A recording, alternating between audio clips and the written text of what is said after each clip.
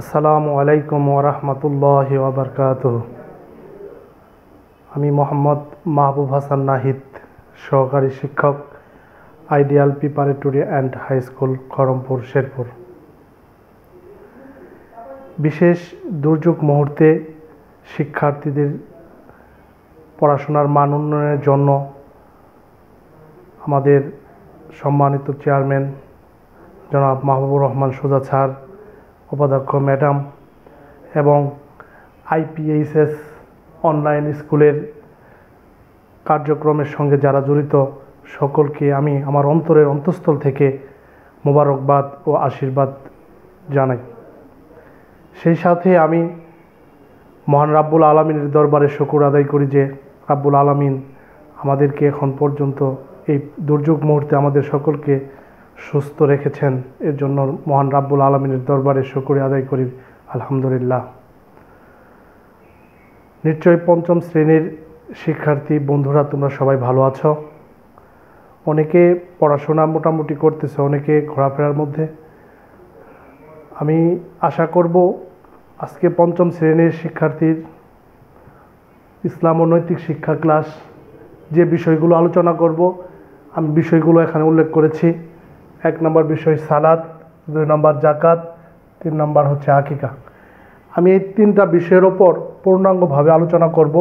আমি মনে করি তোমরা যদি খুব যত্ন সহকারে মনোযোগের সাথে এই ক্লাসটি দেখো, অবশ্যই তোমরা উপকৃত হবে এবং এই আলোচনাগুলো তোমরা মনোযোগ দিয়ে শুনবে এবং এখান থেকে যে প্রশ্নগুলো আমি উপস্থাপন করি এবং এই প্রশ্নগুলো সমাধান করে দেব, এই প্রশ্নগুলো তোমরা সুন্দর করে বুঝে সংরক্ষণ করে রাখার চেষ্টা করবে ইনশাআল্লাহ। শুরু করছি। প্রথমে হচ্ছে 1 নম্বর সালাত।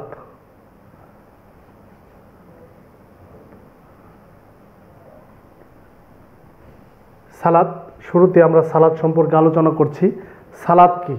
আগে সালাত সম্পর্কে জানতে হবে। সালাত শব্দের অর্থ কি, আবিধানিক অর্থ কি, পারিভাষিক অর্থ কি। সালাত শব্দটি আরবি শব্দ। এর আবিধানিক অর্থ হচ্ছে নত হওয়া, ক্ষমা প্রার্থনা করা, দোয়া করা, দুরূদ পড়া ইত্যাদি। সালাত শব্দের অর্থ হচ্ছে নত হওয়া, দুরূদ পড়া, ক্ষমা চাওয়া ইত্যাদি। আমরা সালাতের আবিধানিক অর্থ জানলাম, এখন আমরা সালাতের পারিভাষিক সংজ্ঞা জানব। সালাত পারিভাষিক সংজ্ঞা কি? বিশেষ ইসলামী পরিভাষায় বিশেষ নিয়মে আহকাম আরকান সহ আল্লাহর যে ইবাদত করা হয় তাকেই বলে সালাত। আমরা মনোযোগ দিয়ে আবার শুনব। সালাত কাকে বলে? ইসলামী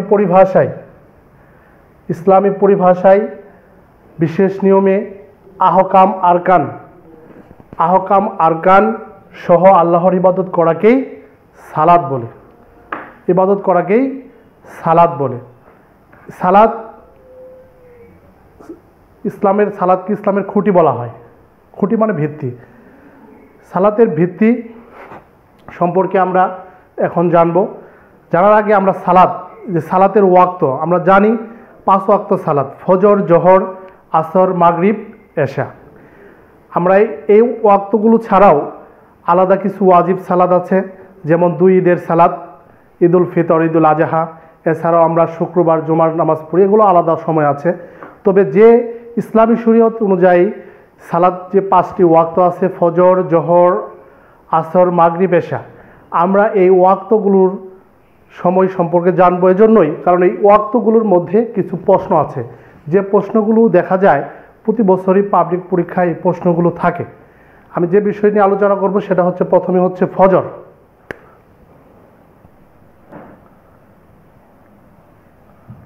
মনোযোগ দিয়ে তোমরা দেখো। ফজরের ওয়াক্ত কি? শুবে সাদিক থেকে শুরু করে সূর্য উদয়ের পূর্ব পর্যন্ত ফজরের ওয়াক্ত। এখানে একটা প্রশ্ন আসে যে শুবে সাদিক কি, বা শুবে সাদিক বলতে কি বুঝো? এখন আমরা বলবো শুভে সাদিক রাতের শেষ আকাশে পূর্ব দিগন্তে লম্বা যে আলোর রেখা দেখা যায় তাকেই বলে শুভে সাদিক। তাহলে আমরা এই ফজরের ওয়াক্তর ভিতরে আমরা কিন্তু একটা প্রশ্ন পেয়ে গেছি। সেটা হলো ফজরের ওয়াক্ত শুরু এবং শেষ এবং এই ফজরের ওয়াক্তের ভিতরে সুবহে সাদিক বলতে কি বুঝো বা সুবহে সাদিক কাকে বলে, এই জিনিসটা আমরা পেয়ে গেলাম। দ্বিতীয় নাম্বার হচ্ছে জহর। জহরের ওয়াক্ত শুরু এবং শেষ, এবং জহরের ওয়াক্ত শুরু এবং শেষের মধ্যে আমরা যে বিষয়টা জানবো, আমরা মনোযোগ সহকারে শিক্ষার্থী বন্ধুরা তোমরা দেখার চেষ্টা করবে ইনশাআল্লাহ। দ্বিতীয়টা হচ্ছে জহর। জহর ওয়াক্ত শুরু কখন হয়? সূর্য পশ্চিম আকাশে হেলে পড়লেই, সূর্য পশ্চিম আকাশে হেলে পড়ার সাথে সাথেই জহরের ওয়াক্ত শুরু হয়, এবং সূর্য যখন কোনো বস্তুর দ্বিগুণ হওয়া পর্যন্ত ছায়া থাকে ততক্ষণ পর্যন্ত জহরের ওয়াক্ত থাকে। আবার আমরা মনোযোগ দিয়ে শুনব, জহরের ওয়াক্ত শুরু হয় সূর্য পশ্চিম আকাশে হেলে পড়ার সাথে সাথেই ওয়াক্ত শুরু হয়ে যায় এবং শেষ হয় কোনো বস্তুর ছায়া দ্বিগুণ হওয়া পর্যন্ত এই সময় থাকে।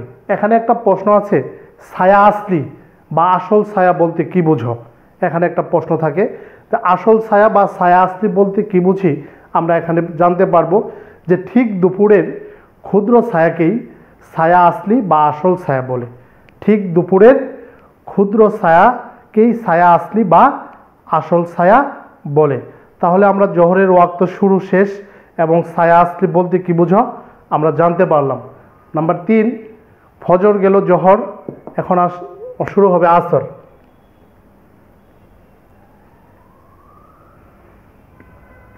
আসর শুরু হয় জোহরের ওয়াক্ত শেষ হওয়ার সাথে সাথেই।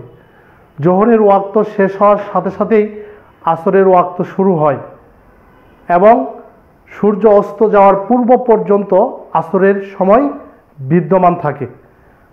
আমরা আবার শুনব, আসরের ওয়াক্ত শুরু হয় জোহরের ওয়াক্ত শেষ হওয়ার সাথে সাথেই আসরের ওয়াক্ত শুরু হয়ে যায় এবং সূর্য পশ্চিম আকাশে অস্ত যাওয়ার পূর্ব পর্যন্ত আসরের ওয়াক্ত বা আসরের সময় থাকে। তাহলে আমরা আসরের সময়টা জানলাম। এখন জানবো আমরা মাগরিব।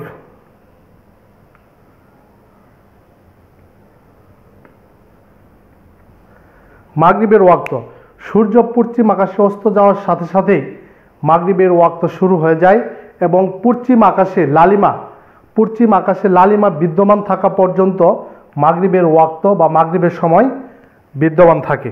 আমরা আবার শুনবো, মাগরিবের ওয়াক্ত শুরু হয় সূর্য পশ্চিম আকাশে হেলে পড়ার বা সূর্য পশ্চিম আকাশে অস্ত যাওয়ার সঙ্গে সঙ্গেই মাগরিবের ওয়াক্ত শুরু হয়ে যায় এবং যতক্ষণ পর্যন্ত পশ্চিম আকাশে লালিমা বিদ্যমান থাকে বা লাল রেখাটা বিদ্যমান থাকে বা দেখা যায় ততক্ষণ পর্যন্তই মাগরিবের নামাজের সময় থাকে। আমরা মাগরিব জানলাম। এখন আসবো এশা।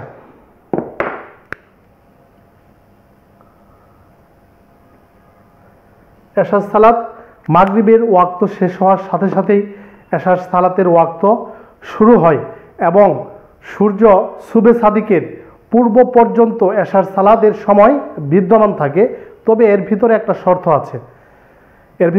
আছে, যে মাগরিবের পরে যদি এশার ওয়াক্ত শুরু হয়ে যায় এবং সুবে সাদিকের পূর্ব পর্যন্ত যদি ফজরের সালাতের ওয়াক্ত থাকে, তবে এখন এই ওয়াক্ত থাকে ঠিক আছে, তবে যারা শেষ রাতে অন্য সালাত আদায় করার অভ্যস্ত আছে তাদের জন্য সুবে সাদিক পর্যন্ত সময়টা থাকবে। কিন্তু এরকম মধ্যে বলা যায় যে সুবে সাদিকের হওয়ার পূর্বই মধ্যরাতের আগেই এশার সালাত আদায় করা উত্তম। এশার সালাত মধ্যরাতের আগে আদায় করাই উত্তম, যদিও সময়টা অনেক দীর্ঘ। মাগরিবের পর থেকেই এশার ওয়াক্ত শুরু হয় এবং সুবহে সাদিকের পূর্ব পর্যন্ত এশার সালাতের সময় থাকে, তবে মধ্যরাতের আগেই আদায় করা উত্তম। আমরা প্রাথমিকভাবে আজকে সালাত কাকে বলে, সালাতের আবিধানিক, পারিভাষিক এবং 5 ওয়াক্ত সালাত এর সময় সম্পর্কে জেনেছি। আমরা যে একটা সময় সম্পর্কে জানবো সেটা হচ্ছে জুমার সালাত। জুমার সালাতটা কি এবং এই সালাতের কোনো আলাদা কোনো ওয়াক্ত আছে কি না আমরা এই সম্পর্কে জানবো।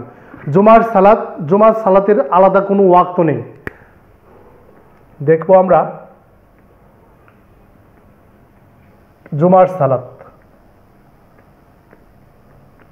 প্রিয় শিক্ষার্থী বন্ধুরা, জুমার সালাতের কোনো ওয়াক্ত নেই। জুমার সালাতের জন্য আলাদা কোনো ওয়াক্ত নেই।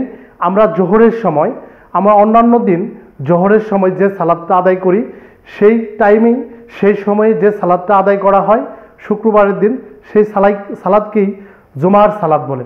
শুক্রবারের দিন জোহরের ওয়াক্তের সময় বা জোহরের সালাতের পরিবর্তে যে সালাত আদায় করা হয় তাকেই জুমার সালাত বলে।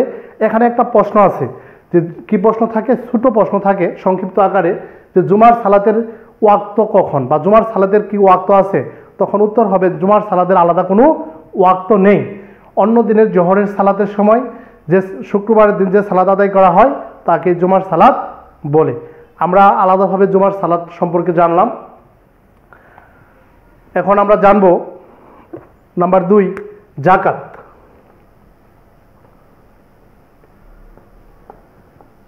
প্রিয় শিক্ষার্থী বন্ধুরা, তোমরা মনোযোগ সহকারে দেখার চেষ্টা করো, অবশ্যই তোমরা উপকৃত হবে। জাকাত আমরা জানবো জাকাতের আবিধানিক অর্থ কী, তারপরে জানবো জাকাতের পারিভাষিক সংজ্ঞা, জাকাতের অন্যান্য বিষয়গুলো সম্পর্কে আমরা জানতে পারবো। তবে শুরুতেই আমরা জাকাতের আবিধানিক অর্থ জানি, যে জাকাতের আবিধানিক অর্থ কী।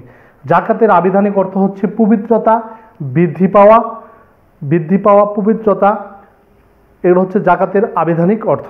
আর জাকাতের পারিভাষিক অর্থ মানে জাকাতের সংজ্ঞা কাকে বলে আমরা জানবো, নিসাব পরিমাণ মালের অধিকারী বা নিসাব পরিমাণ সম্পদের অধিকারী একটি অংশ বছর পূর্তিতে আল্লাহর নির্ধারিত খাতসমূহে ব্যয় করাকেই জাকাত বলে। জাকাত বলে আমরা আবার শুনবো, জাকাত কাকে বলে? জাকাত কাকে? নিসাব পরিমাণ মালের অধিকারী, নিসাব পরিমাণ মালের অধিকারীর একটি অংশ বছর পূর্তিতে আল্লাহর নির্ধারিত খাতসমূহে ব্যয় করাকেই জাকাত বলে। এখন প্রশ্ন হয়েছে, এই যে নিসাব পরিমাণ আমরা বলেছি, আসলে এই নিসাব পরিমাণটা কি? আমরা যে বললাম যে নিসাব পরিমাণ সম্পদের মাল আমাদেরকে জাকাত দিতে হবে, আমাদের জানতে হবে নিসাবটা কি। আসলে নিসাব শব্দের অর্থ হচ্ছে পরিমাণ বা মাত্রা। আমরা নিসাব অর্থ জানব। প্রিয় শিক্ষার্থী বন্ধুরা দেখো, নিসাব কি? নিসাব অর্থ জানতে হবে। নিসাব অর্থ হচ্ছে মাত্রা,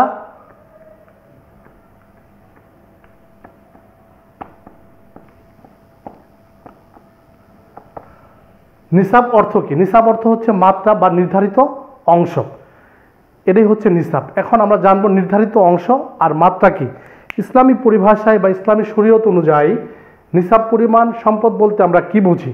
নিসাব পরিমাণ সম্পদ বলতে বুঝি যার ঘরে বা যার কাছে 7.5 ভরি অথবা 7.5 ভরি অথবা 87.25 গ্রাম স্বর্ণ থাকে অথবা সেই পরিমাণ অর্থ থাকে, এটাকে নিসাব বলে। অথবা যাদের 52 তোলা রূপা বা বলা যায় 612.25 গ্রাম ওজনের রূপা বা সেই পরিমাণ অর্থ বা নগদ অর্থ বা গহনাপত্র থাকে, এগুলোকে আমরা বলি নিসাব।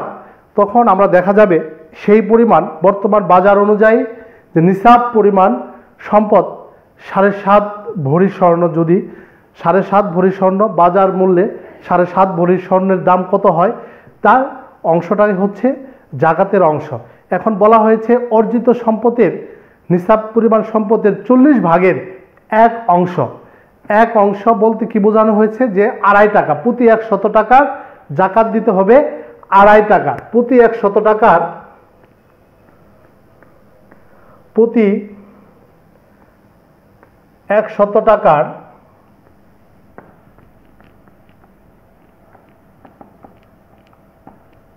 জাকাত দিতে হবে 2 এত টাকা। তাহলে আমরা আমাদের নিজেদের জাকাতের হিসাবটাও কিন্তু আমরা এই জাকাতের প্রশ্নের মধ্যেই আমরা কোষে জানতে পারবো। প্রিয় শিক্ষার্থী বন্ধুরা দেখো, তোমরা এই ছোট ক্লাস 5-এর শিক্ষার্থী হওয়ার পরেও তোমরা তোমাদের সম্পদের জাকাতের হিসাবটাও আমরা কিন্তু জাকাতের প্রশ্নের মাধ্যমে জানতে পারলাম প্রতি 100 টাকায় জাকাত দিতে হয় 2.50 টাকা।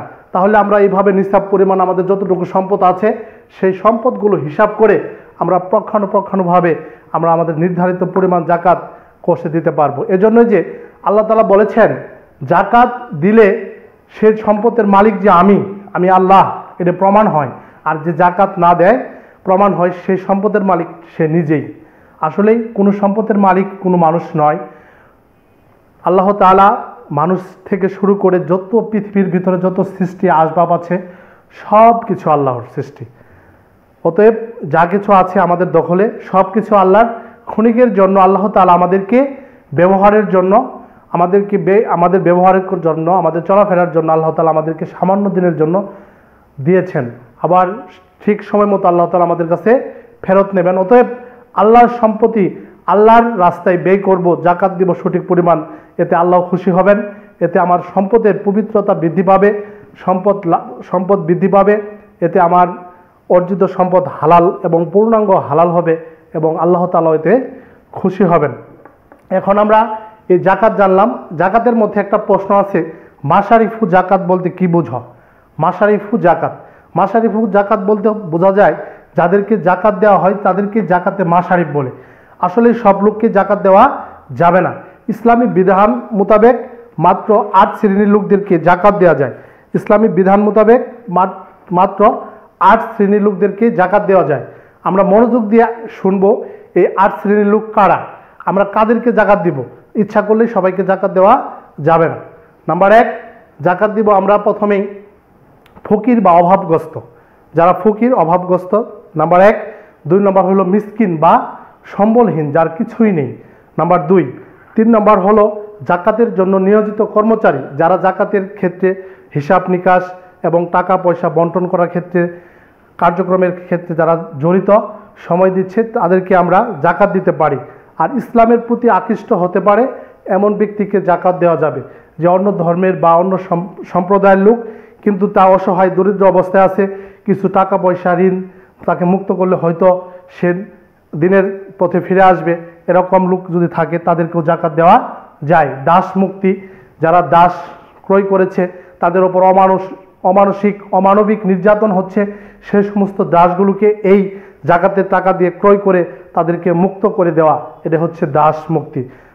প্রিয় শিক্ষার্থী বন্ধুরা, নাম্বার 6, ঋণগ্রস্ত, যা অনেকে আছে ঋণে জর্জরিত কষ্টে আছে, এরকমভাবে আত্মীয় স্বজন হতে পারে, প্রতিবেশী হতে পারে, রক্তের রিলেটিভ কেউ হতে পারে, তাদেরকে সেই জাকাতের অর্থ দেওয়া, এটা হচ্ছে ঋণগ্রস্ত। আল্লাহর পথে সংগ্রামকারী, যারা সারা দিন ভর আল্লাহর পথে সংগ্রাম করে, এই সমস্ত লোকদেরকে জাকাতের অংশ দেওয়া। 8 নম্বর, অসহায় পথিক, রাস্তায় ঘুরে বেড়াচ্ছে, রাস্তায় দিন রাত রাস্তায় তাদের সব কিছু রোদ বৃষ্টি, এ সমস্ত অসহায় পথিকদেরকে জাকাত দেওয়া। তাহলে আমরা জাকাত সম্পর্কে অনেক কিছুই জানলাম। এবার জানবো আমরা আকিকা। আকিকা কি? প্রিয় শিক্ষার্থী বন্ধুরা, নাম্বার 3, আকিকা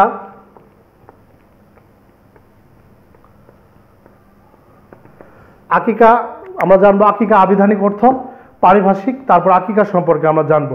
আকিকা আবিধানিক অর্থ হচ্ছে কেটে ফেলা বা ভেঙে ফেলা।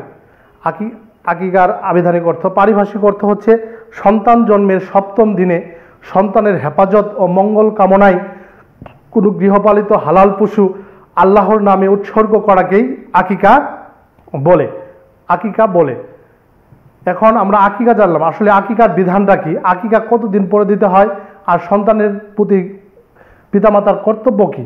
যে একজন মুসলিম সন্তান জন্মগ্রহণ করার পর একজন মুসলিম পিতামাতার ওপর 4টি কর্তব্য রয়েছে। কয়টি কর্তব্য? মনোযোগ দিয়ে শুনবো। 4টি।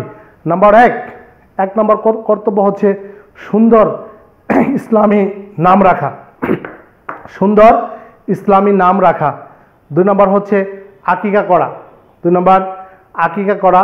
3 নম্বর হচ্ছে মাথা মন্টানো বা মাথা কামানো বলি যে আমরা, চুল কামানো, মাথা কামানো। 4 নম্বর হচ্ছে মাথা কামানোর পর মাথার যে চুল থাকে সেই চুল পরিমাণ রূপা বা স্বর্ণ পরিমাণ টাকা আল্লাহর রাস্তায় ব্যয় করা।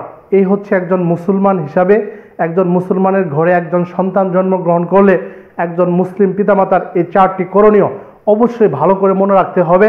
এবং এটা একটা প্রশ্ন যে একজন মুসলিম পিতামাতার জন্য সন্তান জন্মের 4টি করণীয় কি কি। নাম্বার 1 আবার জানবো, আকিকা করা, সুন্দর ইসলামী নাম রাখা, নাম শুনলেই যেন বোঝা যায় সে মুসলিম পরিবারের সন্তান। নাম্বার 3 মাথা মন্টন করা বা চুল কামানোর পর সেই পরিমাণ স্বর্ণ বা রূপা, চুলের পরিমাণ ওজনের টাকা আল্লাহর রাস্তায় ব্যয় করা, গরিব অসহায়কে দিয়ে দেওয়া। এখন আকিকা কখন করব? আকিকা করা উত্তম হচ্ছে 7ম দিন, সন্তান জন্মের 7 দিনের মধ্যে আকিকা করা উত্তম। অনেক হাদিসে আছে যে 7 দিন, 14 দিন, 21 দিন এবং 28তম দিনেও আকিকা করা যায়, তবে 7 দিনের মধ্যে আকিকা করা উত্তম। ছেলে সন্তান হলে 2টি খাসি, মেয়ে হলে 1টি, সামর্থ্য না থাকলেও 1টি খাসিও দেওয়া যেতে পারে। প্রিয় শিক্ষার্থী বন্ধুরা, আজকে এ পর্যন্ত থাকবে। সামনে সময় হলে আবার তোমাদের সঙ্গে আলোচনা করার চেষ্টা করবো ইনশাল্লাহ। সবাই ভালো থাকো, সুস্থ থাকো, সামাজিক দূরত্ব বজায় থাকো, পরিষ্কার পরিচ্ছন্ন থাকো। খোদা হাফেজ। আসসালামু আলাইকুম ওয়া রাহমাতুল্লাহ।